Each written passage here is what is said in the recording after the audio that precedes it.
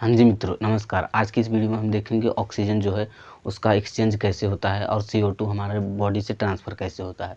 जिस प्रकार हमारे एनवायरनमेंट में हमें आवश्यकता होती है फूड और वाटर जीने के लिए, उसी प्रकार हमें ऑक्सीजन की भी आवश्यकता होती है।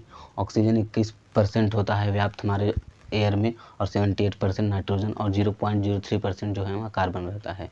तो ऑक्सीजन का एक्सचेंज कैसे होता है हमारे रेस्पिरेटरी सिस्टम के द्वारा, आज की इस वीडियो में हम उसी बात पर चर्चा करेंगे। एनसीईआरटी में पूरा इस पर 6 टॉपिक है, तो आज हम इसका इंट्रोडक्शन देखेंगे और पॉइंट 1 जो है वहाँ देखेंगे तो कवर करेंगे। तो आप सब देख सकते हैं इस पे पूरे 6 टॉपिक हैं। तो आज हम सब पॉइंट 1 देखेंगे और इंट्रोडक्शन के बारे में बात करेंगे। तो सबसे पहले देखते हैं ब्रीथिंग क्या होता है।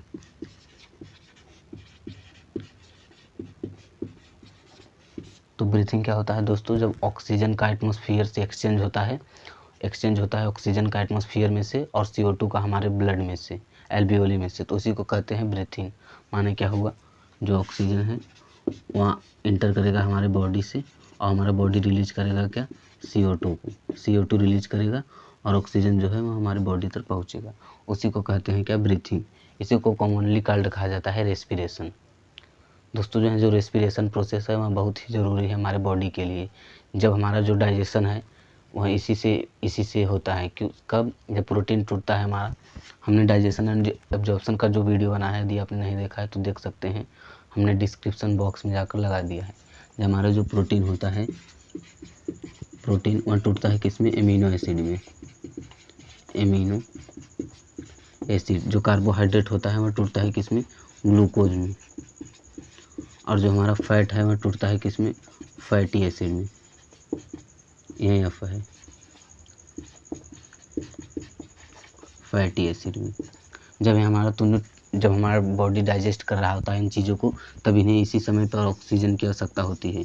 जब हम ऑक्सीजन को लेते हैं तो यह सब ऑक्सीजन को यूटिलाइज कर देते हैं और CO2 को दे देते हैं किसके पास, एल्वियोली के पास।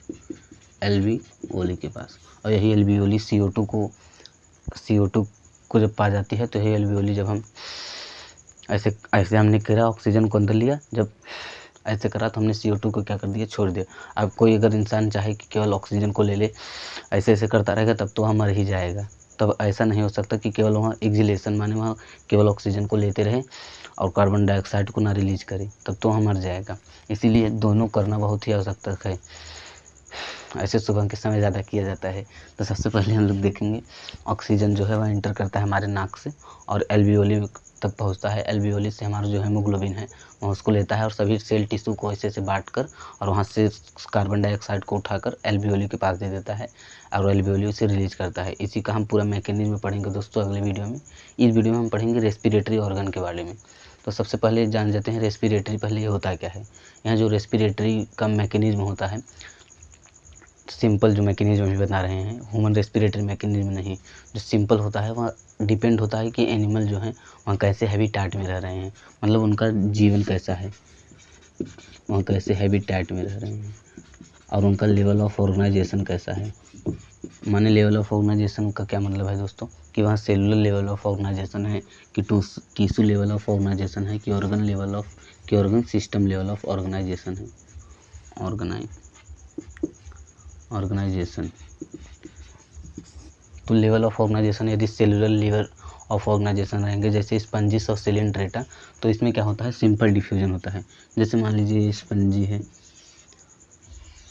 तो स्पंजी में क्या होता है, जो इनका पूरा बॉडी रहता है, यह कहीं से भी क्या करते हैं, रेस्पिरेशन कर सकते हैं। इसमें O2 जो है ऑक्सीजन का अंदर ले लेते हैं और कार्बन डाइऑक्साइड को अपनी बॉडी से ही रिलीज कर देते हैं। तो इसे हम लोग क्या कहते हैं, सिंपल डिफ्यूजन होता है। लेकिन जो हम लोग में होता है लंग्स के द्वारा, उसे पुल्मोनरी रेस्पिरेशन कहते हैं और इसका मैकेनिज्म जो है वह बहुत ही लॉन्ग है। तो CO2 हमने क्या देखा, और जो अर्थ फॉर्म होते हैं उनमें कुछ ट्यूब पाए जाते हैं, नेटवर्क ऑफ ट्यूब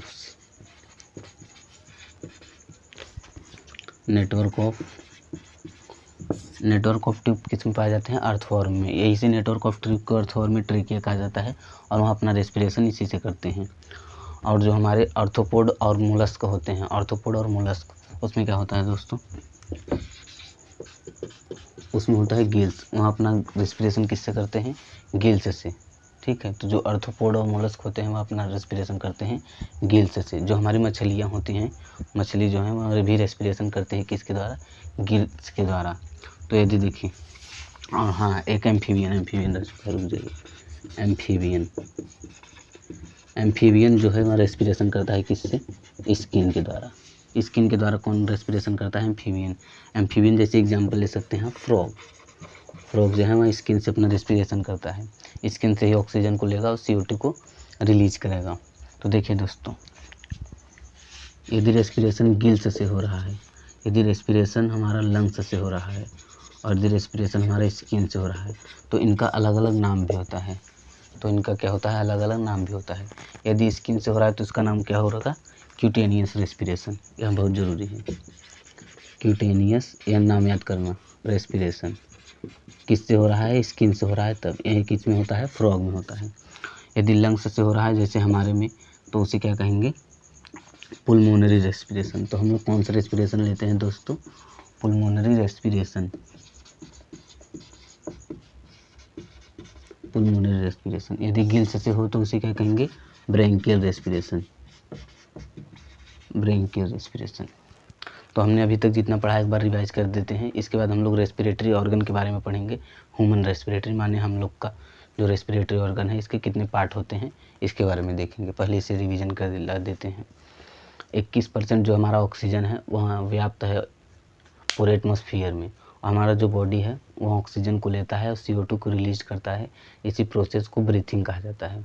उसी ब्रीथिंग को कहा जाता है कॉमनली कॉल्ड उसे रेस्पिरेशन भी कहा जाता है। तो रेस्पिरेशन और ब्रीथिंग समझ लीजिए एक ही है। तो इसके बाद जो हमारा हम जो खाना खाते हैं, डाइजेशन एंड एब्जॉर्प्शन में हमने बताया था। तो जो कार्बोहाइड्रेट है वह टूटता है ग्लूकोज में, प्रोटीन अमीनो एसिड में, और फैट जो है फैटी एसिड में। जब यह तीनों टूटता है तो यदि इनको ऑक्सीजन नहीं मिलेगा तब यह कुछ नहीं कर पाएंगे। इनको ऑक्सीजन जब मिलता है तब यह क्या करते हैं, CO2 को रिलीज करते हैं और बनाते हैं ATP। यह ATP क्या है, वही एनर्जी है जो हमने बताया था डाइजेशन और एब्जॉर्प्शन में, जिससे हमारी पूरे दिन की प्रतिक्रिया चलती है। इसी ATP से हमारी पूरे दिन की प्रतिक्रिया चलती है, जिससे हमें एनर्जी मिलती है।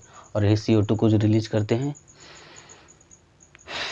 ये हमने CO2 को रिलीज कर दिया।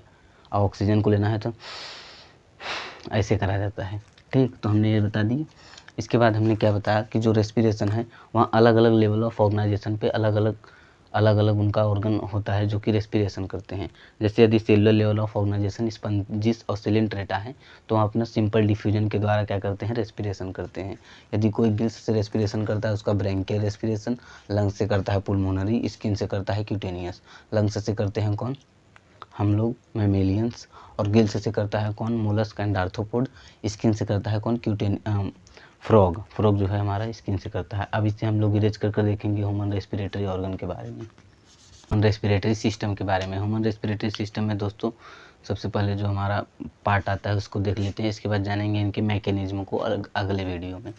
तो देखिए यहाँ जो फिगर है यह किसका है, हमारे रेस्पिरेटरी सिस्टम में जितने भी पार्ट हैं उनका फिगर यहाँ पर आप देख रहे होंगे। इसी में जो नोस्ट्रिल होता है दोस्तों, जो नोस्ट्रिल होता है इसी के ऊपर पाए जाते हैं ओल्फैक्टरी रीजन, जो कि हमें सेंस ऑफ स्मेल कराते हैं। यही सेंस ऑफ स्मेल दोस्तों, जब कोई बाहरी पार्टिकल या बाहरी कण हमारे नाक में आकर घुस जाता है तो हमारा जो यही सेंस ऑफ ऑर्गन जाता है और ब्रेन के पास बताता है।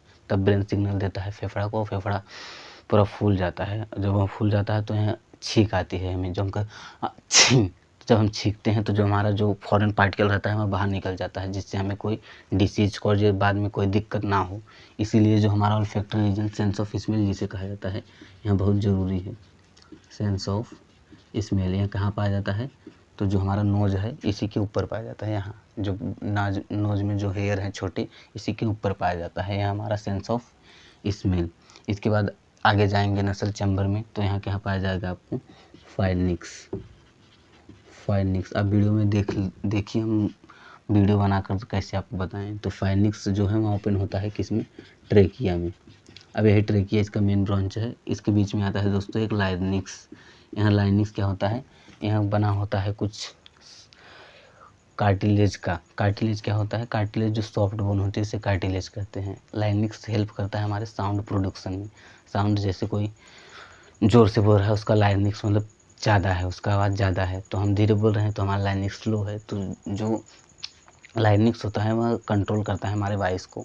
जो हमारा जीभ है वह भले ही मूव कर रहा है, लेकिन कंट्रोल कौन कर रहा है असली वॉइस? लाइनेक्स। तो यहाँ लाइनेक्स हेल्प करता है हमारे प्रोडक्शन को, वॉइस को, प्रोडक्शन को। जो ट्रेकिया होता है दोस्तों, वो कुछ इस प्रकार का होता है सामने, ठीक है। ट्रेकिया के ऊपर पाया जाता है एक ग्लोटिस, ऐसे ग्लोटिस। फिर इसके ऊपर पाया जाता है एक एपिग्लोटिस, एपिग्लोटिस।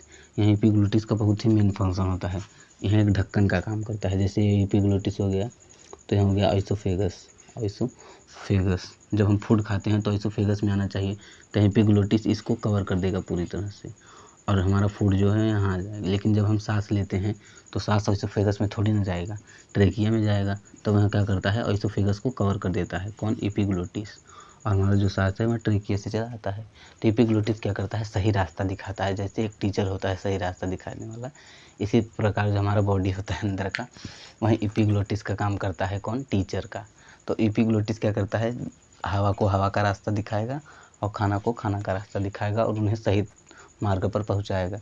यदि यह एपिग्लोटिस गुस्सा गया तब आप रह जाएंगे, निपुट जाएंगे। तो एपिग्लोटिस का रहना बहुत ही ज़रूरी होता है, सही रहना, रहना नहीं, सही रहना।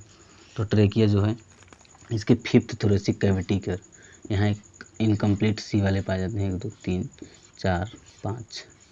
तो जो फिफ्थ थोरेसिक कैविटी होता है वह डिवाइड होता है 2 पार्ट में, एक प्राइमरी ब्रोंकाई इसे कहते हैं। तो यहाँ फिफ्थ थोरेसिक पार्ट होता है। देखिए ये इनकम्प्लीट है, केवल पोस्टीरियर साइड, माने जो बाहर का साइड है इसी प्रकार यहाँ लगा हुआ रहता है। इनकम्प्लीट सीरिंग, इसे क्या कहा जाता है? इनकम्प्लीट सीरिंग, वो भी पोस्टीरियर साइड पाया जाता है। दोस्तों, जो हमारा स्टर्नम हड्डी होता है, स्टर्नम, जिससे हमारी रिब्स आकर जुड़ी रहती हैं, वो हमारे जो लंग्स होते हैं उन्हें बहुत ही सहायता करता है प्रोटेक्ट देने में। उसे सहायता सबसे ज़्यादा करता है लंग्स। और लंग्स का सहायता और हार्ट का सहायता यदि प्रोटेक्शन में कोई करता है तो है हमारी रिब्स। यदि रिब्स ना रहे, कोई एक ऐसे ऊँचा मार देगा तो आप ऐसे पतील हो जाएंगे, एकदम पचक के वहीं मर जाएंगे। लेकिन जो हमारा रिब्स होता है वो उससे बचाए रहता है। तो यहाँ प्राइमरी ब्रोंकाई में यहाँ से डिवाइड होंगे, फिर यहाँ से 3 में डिवाइड होंगे और यहाँ से 2। तो जो हमारा लेफ्ट होता है, जो लेफ्ट हमारा लंग्स होता है वह थोड़ा सा छोटा होता है, क्योंकि यहीं पर सिचुएटेड रहता है हमारा हार्ट। आप इमेज में देख रहे होंगे, तो हार्ट हमारा सिचुएटेड रहता है। इसी प्रकार जो लेफ्ट लंग होता है वह थोड़ा सा छोटा रहता है। अब यहीं एक पाया जाता है डोम शेप्ड, माने गुंबज शेप्ड का पाया जाता है हमारा, कौन? डिएफ्राम है। यह डिएफ्राम करता है हमारे कंट्रोल, हमारे लंग्स को। कैसे? जब हम ऐसे सांस लेते हैं डिएफ्राम ऐसे ऊपर हो जाता है, जब हम ऐसे करते हैं डिएफ्राम रिलैक्स हो जाता है। तो यहाँ डिएफ्राम का भी बहुत ही मेन फंक्शन होता है दोस्तों, लंग्स के मामले में लेकर।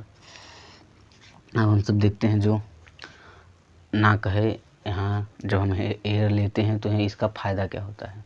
तो जो हम नाक से हवा अंदर लेते हैं तो ये क्या करता है, ह्यूमिडिफाई कर देता है, माने इसके ह्यूमिडिटी प्रोवाइड कर देता है, जिससे कि हमारे यदि गर्म रहेगा तो उसे ठंडा कर देगा, यदि उसे ठंडा रहेगा तो गर्म। हमारे बॉडी के टेम्परेचर पर ही जो ऑक्सीजन है वह हमारे अंदर जाना चाहिए, नहीं तो हमारा बॉडी उससे इनकार कर देगा और हमारी जो ट्रेकिया हैं वह भी जल सकती हैं इसके कारण। इसीलिए ऐसा होता है कि जो हमारी ट्रेकिया होती हैं उन्हें चाहिए एक फ्रेश एयर, 37 डिग्री का एयर चाहिए, और जो है कूलर का काम करता है, और कूलर की वजह से सही हो जाता है। तो दोस्तों वीडियो बहुत लंबा हो जाएगा बनाने को, तो हम बना दें, इसलिए आज के लिए बस इतना ही। अगली वीडियो में हम 2 टॉपिक को कवर करेंगे, इसके बाद 3 टॉपिक, इसमें पूरा 6 टॉपिक है। तो अगली वीडियो में 2 टॉपिक को, फिर 3 टॉपिक को पूरा ख़त्म हो जाएगा। तो उम्मीद करते हैं आपको यहाँ तक बातें समझ में आई होंगी। आप सबसे मेरा एक सवाल है केवल, जो लास्ट मैंने बताया ऑक्सीजन बताइए कितना % प्रेजेंट रहता है हमारे एटमॉस्फेयर में, और बताइए नाइट्रोजन कितना प्रेजेंट रहता है एटमॉस्फेयर में, और ऑक्सीजन ज़्यादा प्रेजेंट रहता है कि नाइट्रोजन, ये बताइए, ये सही है या ये सही है। बस यही 1 क्वेश्चन 2 क्वेश्चन है हमारे लिए। यदि आपको आता है तो कमेंट बॉक्स में ज़रूर जवाब दीजिएगा। तो उम्मीद करते हैं आपको हमारा जो पूरा टॉपिक है यहाँ समझ में आया होगा। तब तक के लिए जय हिंद।